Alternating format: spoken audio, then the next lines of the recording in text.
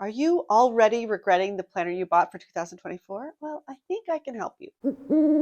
Hello and welcome back to my channel. It's time for a little chat about the planner that you bought for 2024. If you are regretting it at all, even in the slightest, then this video is going to help you. I'm going to give you some questions here in this video, and as you answer them, they're going to help you tweak your planner so that it works better for you the way that your brain works, or it will help you decide if actually you're going to get rid of this planner and either go back to an old one or maybe invest in a new one. So these are my planners that I decided to use for 2024, and I put a lot of thought and research into them.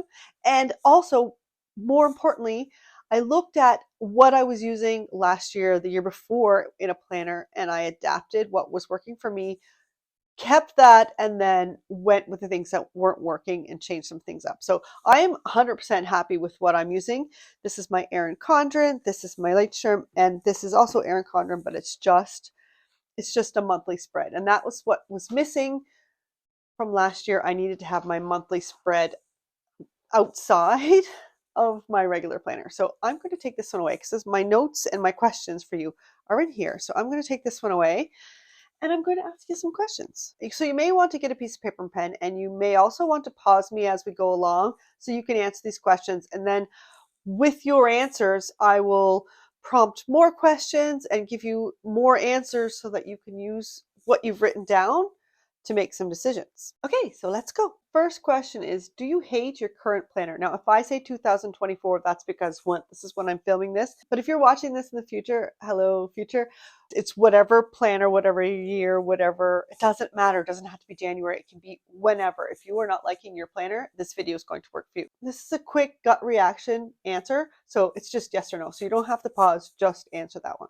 If it is a yes, then stick with me. We're going to see if you really do hate it or if there's just something that's not working and we can fix it. If it's a no, do you absolutely, completely love your planner? If that's a yes, then you could probably just go play in your planner and add some stickers or watch a movie or something. This video is probably not for you. But if you don't 100% love your planner as it is now, or even if you're curious about how you can tweak it to make it work better for you, then stick with me and let's go to the next question. So the next question is, do you like it less than when you used it for the first time? Now, when you first get a planner, when you get a brand new planner, you are automatically just excited to use this planner because it's new, it's novel, it's something different, it's something fun, and you're automatically going to be excited to use it. Now, that novelty will naturally fade away whether this planner is working for you or not. So take that into consideration. Is your excitement for this planner fading because you're getting used to it and it's not new, it's not novel anymore? Or is your excitement fading because it's not working? So pause the video and think about that for just a second. Is it just that the novelty is wearing off, or is it actually not working the way you wanted it to? Next question is, what specifically is not working with this planner? And if you have multiple planners and they're all not working the way you want, then do this process for each planner. Go through this process for one and then rewind the video and start again at the top for the next one. But we're just working on one planner, and I want you to list the specific things that aren't working. You may have one thing, you may have 20, you may have two, whatever. Just list them out, hit pause, and then when you're done, come back. Next up, has any other planner or one specific planner worked better for you in the past? Are you regretting getting this planner that you're using now because you miss that old planner? So something that you miss about it? And if yes, then which planner specifically, or which ones, maybe there's more than one, and why? What are you missing from that other planner, or why did that other planner work better than your current planner? Hit pause again and write down everything that you can think of in the moment. You may come up with other things later on in the week that could help, but just write down what you come up with now. Now, this next exercise is going to take you a little bit of time, but what I'd like you to do, if you have another planner that you wish you bought this year instead of the one you're using right now, you can either go to their website and see if they have any free printables so you can try out their planner. Sometimes they'll just have like a weekly spread that you can try. I want you to print one of those out, or maybe you have a blank page left over in that old planner, or you can photocopy, or sometimes if you even have one that's all filled out, you can take blank sticker paper or even like white Post-its, cover that up and photocopy it. So you have a blank week. I just want you to somehow find a blank week from that old planner, but make sure it's one that they still have available that you can buy or print off. And I want you to try it for a week, because you may be surprised the thing that you miss, it may not be as important or as big or as good as you thought it was when you're actually using it. So I want you to put that old planner that you think is great, I want you to put it to use and see maybe why you weren't like, maybe you didn't like it in the moment, but why did you change? Was it just because you wanted something new, or maybe you actually really do like that planner? So we want to figure out if that planner is still the better planner for you, or the planner that you have is the better planner for you. Have you been telling yourself or telling other people or thinking in your head, I just can't get used to this planner? This could be that it's only the end of January. Maybe you need more than a month to get used to it if it's completely different than the one you were using last year.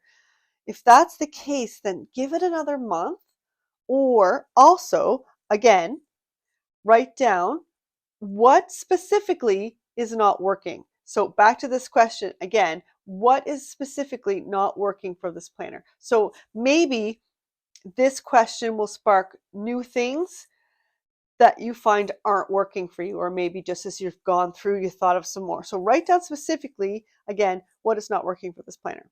Now that you have the answer to these questions, and you should have a list, whether it's, one or two things or a list of 15, 20 things that are not working for your planner, we can devise a plan what to do with this current planner. So if you just have one or two things that are kind of bugging you, or, oh, it was so much better in the other one, like let's just say, for example, that you were in this planner before and your new planner doesn't have this list down the side. This is just an example of one thing that I regretted once. I didn't have this list of things. I like to list out everything that I want to do for the week, and then I can populate the rest of the page. When I didn't have this, I was writing it on Post-its and it was just a mess on my desk. So for me, this was non-negotiable. I loved having this list. Let's say I have a new planner. It doesn't have this list. It just has the week over here.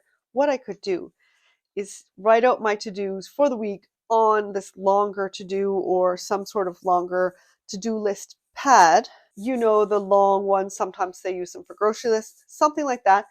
Preferably Post-it, because then I can just stick it on top and then I can populate underneath. Of course, it's not ideal, but if this is the only thing that's not working for me with this planner, then there's no sense in me going out and buying a brand new one if it's good enough, and this is a good tweak, a good hack to work around the fact that I don't have a list here. So that's just one example. So take whatever isn't working for you and figure out a way to tweak it to make it work for you. I know you're creative people, so use your imagination and come up with a workaround. Now, maybe that first workaround won't work in the long term. It's kind of clunky or whatever. Use your imagination, your creativity again, and come up with a new one. And hopefully you won't have to invest in a new planner unless you really like buying new planners. Then again, go right ahead.